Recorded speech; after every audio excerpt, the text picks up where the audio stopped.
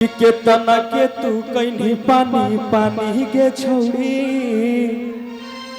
अगे केतना के तू कहीं पानी पानी के छौड़ी तो तोरा जवानी लगो पटना के राजधानी तोरा जवानी लगो पटना के राजधानी केतना के तू कहीं पानी पानी के छौड़ी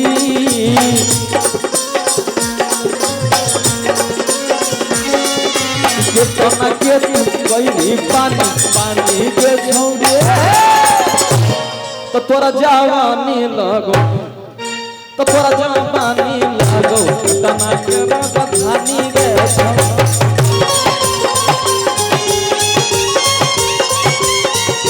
तोरा जवानी लगो पटना के राजधानी गे छौड़ी।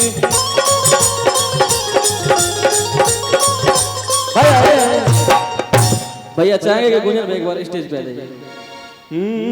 इसका एक लाइन वायरल हुआ था कि केतना के छौड़ी तू कहीं बेमार गे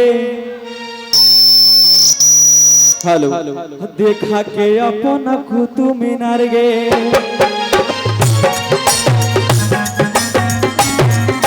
केतना के छौड़ी तू कहीं बेमार गे देखा के आज हमारे बड़े भैया गुंजन सिंह जी का पुत्र का जन्मदिन है। भैया का बहुत प्यार मिलता है और बस भैया आप आजीवन अपने छोटे भाइयों पे इसी तरह प्यार बरसाए रखें। हमेशा रहेगा भाई। और हम सोचे आज के सभी को बुलाते हैं। बहुत सारे कलाकार नहीं आ पाए क्योंकि रक्षाबंधन है। एकदम ना तो 100 कलाकार से ऊपर के लिस्ट रहे और केहू बाकी ना रहे। लेकिन रक्षाबंधन ऐसा पर्व है, महापर्व इसको कहिए भाई बहन के लिए।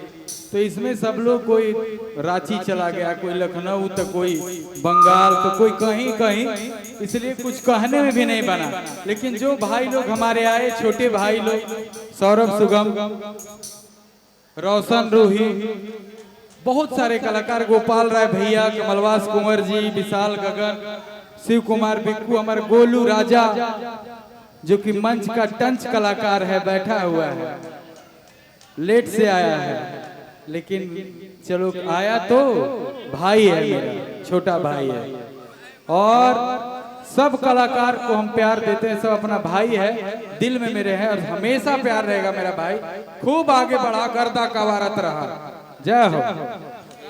एक बार भैया एक बार डांस हो जाएगा भैया। हेलो और केतना के तू कहीं पानी पानी के छौड़ी तो तोरा जवानी लगो तोरा जवानी लगो पटना के राजधानी के छौड़ी।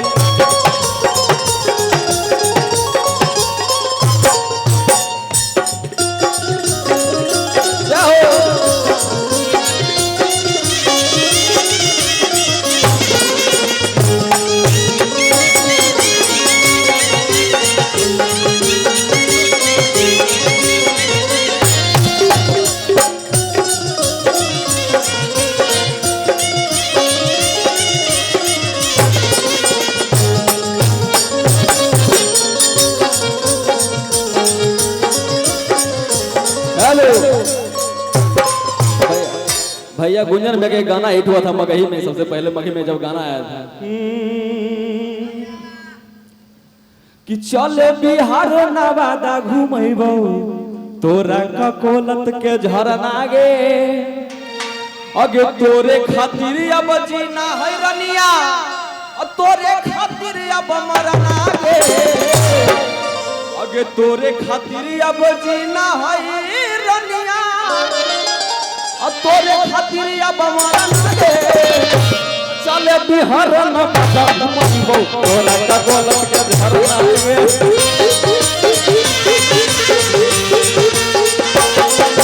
चले बिहार नवादा घूमेबो तोरा ककोलत के झरना गे।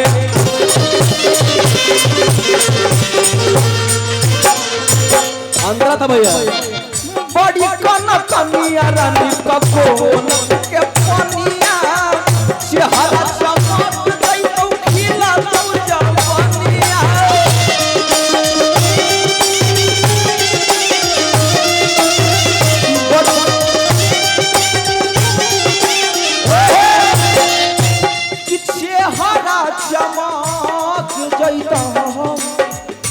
खिलतो जब बनिया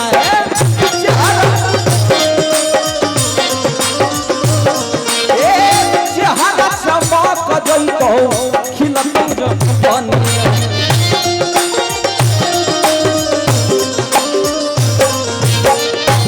आगे बगल में नवादा में घर है भवन पूरा अपना गे तो चले बिहार तोरा तो झरा गे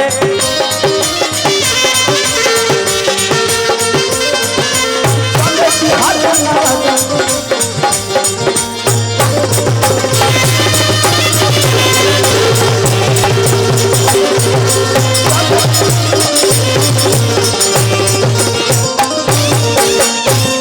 बस भैया एक लाइन एक गाना और गाएंगे, बाकी बहुत सारे कलाकार हैं।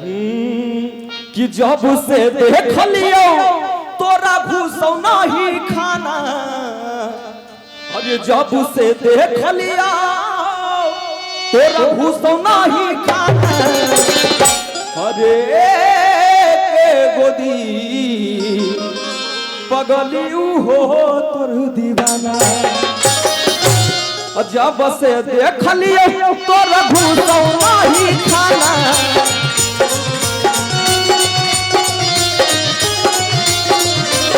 जब से देख लियो तोरा घुसौ नहीं खाना, अरे के गोदी पगलियू हो तो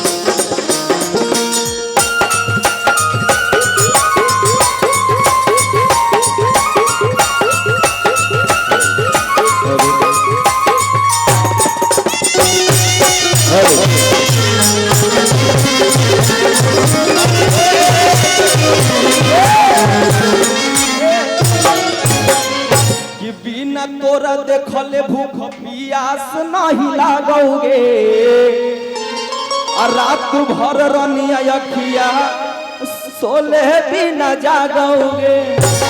बिना तोरा देखले भूख पियास नहीं लागोगे,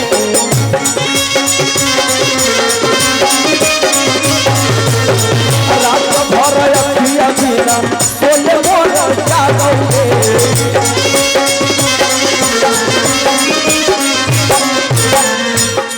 लगो हो न डर कौची कहतौ जमाना,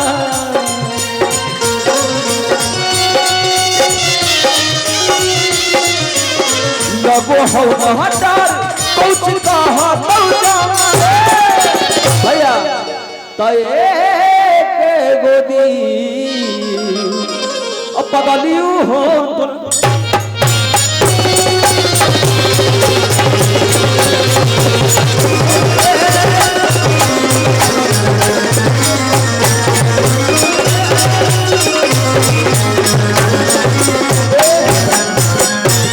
तो बहुत सारे कलाकार आए हुए हैं और हमसे जो भी गलती हो